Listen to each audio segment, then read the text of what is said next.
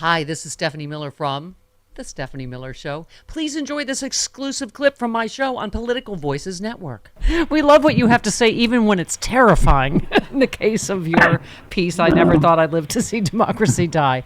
Oh, boy. I'm always thinking of those beach readers, who just want a nice light beach read, because it's summer until Columbus Day or Indigenous Peoples Day these days, isn't it? Yes. Oh, dear God, yeah. Michael, you are doing this fantastic event today with the New Republic. Obviously, we had Randy Weingarten yesterday, but what a lineup. Molly Young-Fast, Don Lemon, Jamie Raskin, Al Sharpton, Ruth Ben-Ghiat, David K. Johnson, Michael Cohen, Jonathan Alter, Joan Walsh, Miles Taylor, Robert De Niro, Al Franken, on and on. But I mean, it's called the Stop Trump Summit, and this goes to your piece, Michael, in the light of what's happening in the Middle East. We are really at a terrifying precipice, aren't we? Talk to us a little about that in your piece. Well, we are, and we have been for a long time. I think you and I and your listeners all know that, and that's what we're trying to bring attention to here today. But, things got worse over the weekend, right? They got a lot worse over the weekend. And what I say in the column, the piece that I wrote, is not so much about the Middle East and the ramifications in the Middle East. It's about the broader global potential ramifications of this if it's a long, really bloody conflict, because it's just going to cause a lot of chaos and instability around the world, and chaos and instability are bad for democracy, bad for Democrats, small d Democrats, bad for liberalism, and good for right-wing authoritarians. So it's a really frightening moment. Yeah, Michael, thank you. This is why your voice has just always been so important. I mean, some of the things you bring up, terrifying things I hadn't even thought of, but you just, you brought up a number of things. Is Hezbollah waiting for Israel to use up a large part of its Iron Dome interceptor missiles and then join the fray? That describes a potential holy war of the kind Netanyahu and his right-wing cabinet will be zealous in prosecuting. It could end in a nuclear exchange. Gulp. Chaos and war embolden dictators, and that's where you put it in the larger perspective, Michael. You say Hamas's apparent motivation in starting this war is to try to halt the talks between Israel and Saudi Arabia that the Biden administration has been facilitating. That's what I was saying, Michael. Is you're talking about people like Hamas that they're not interested in peace or in a two-state solution or any of the things most of the world it wants, correct?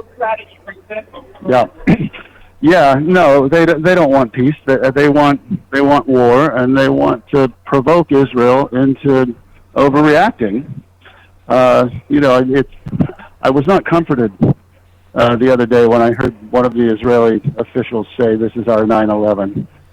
Our reaction to 9/11 wasn't the greatest in a lot of ways, and the fear is that Israel's going to overreact in the same way, and that's exactly what Hamas wants, and exactly what Hezbollah and Iran want, and who knows how it emanates out from there. And Michael, we're from right-wing voices here, we're hearing some of that same rhetoric already, right? Nikki Haley, they're going to come, we got to fight them over there so we don't fight them here. Hamas is going to come across our southern border, and all this nonsense that we heard pre-Iraq, correct?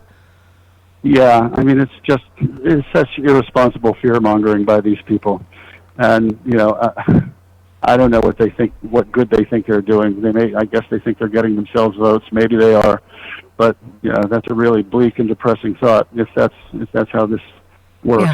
Yeah. I suppose it is. You talked about what, Trump, and he basically did actually say what you predicted, right? I brokered peace between Israel and some Gulf states. Look at Sleepy Crooked Joe. The whole region's a disaster. It's all his fault. You said naturally it's not Biden's fault.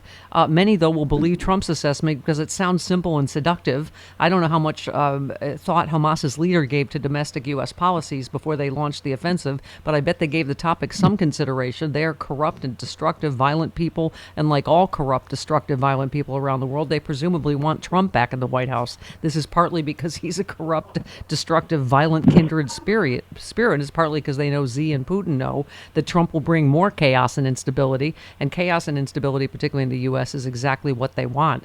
And then you throw Putin in there, Michael, and this is exactly what he wants because it'll hurt Ukraine, right?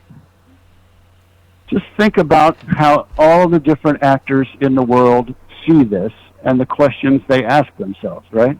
So if you're sitting next to Putin in the Kremlin, Putin sees this and approves, I'm sure, thinks it's good. Instability, knocks off, as I said, as I wrote, as you quoted, the Israeli-Saudi negotiations that the U.S. was facilitating. So it's a blow for to the U.S. and it potentially strengthens Trump, who Putin obviously is cheering for to win the election. Yeah. And on cue, you've got the Josh Hawleys and others in the Republican Party saying, let's, no aid to Ukraine. Let's just give it to Israel. And you said that's exactly, what obviously Putin is hoping for. I mean, here's the terrifying denouement to your piece. If Trump wins the election, oh dear God, or worse, narrowly loses and steals it, we'll have chaos and instability like the world hasn't seen since the 1940s. We know what Trump will do here at home because he's been telling us he'll destroy the executive, he'll take whatever steps he can to shut down opposition media, cripple the Democratic Party, civil liberties of immigrants and LGBT people will be crushed, and come 2028, we'll either have a presidential election that the Republican Party has ensured it cannot lose, or my guess, we won't have an election at all. We already had a caller this morning from Wisconsin, Michael, where they're trying to impeach this liberal judge that hasn't ruled on anything yet, just because they don't like the results of a Democratic election, right? That's right, and because they fear how she's going to rule on the gerrymandering case. Yeah. But I mean, she won by 11 points, and they won't accept the result. She won by double digits. It wouldn't matter if she only won by 1 point or 500 votes. I mean, winning is winning. But she happened to win by 11 percentage points, and they can't accept the result. It's really just, they're not interested in democracy, we know that. They're interested in power, and they'll do whatever they need to have power. Well, let's, by the way, this new Republican thing was planned long before this latest horror in the Middle East happened. But, your piece, the way you end, you say the impact around the world of a second Trump administration, obviously the end of NATO will be one early result. More generally, the U.S. will become a global partner of Russia, Hungary, Turkey, even North Korea. Think about that. You just said this country and the world are in a clear danger zone. 10 years ago, if you'd said to me global democracy would all but perish in my lifetime, I'd have looked at you like you had three eyes. Today, I'm not sure. I mean, I feel like I hope people aren't, what's the word? Like we're in the crying wolf thing where they're like, oh, you always tell me this is the most important election of my lifetime, right?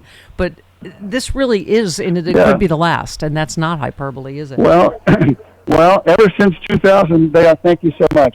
Thanks. Yeah. I'm on the radio. I got to go. Oh, really? Yeah.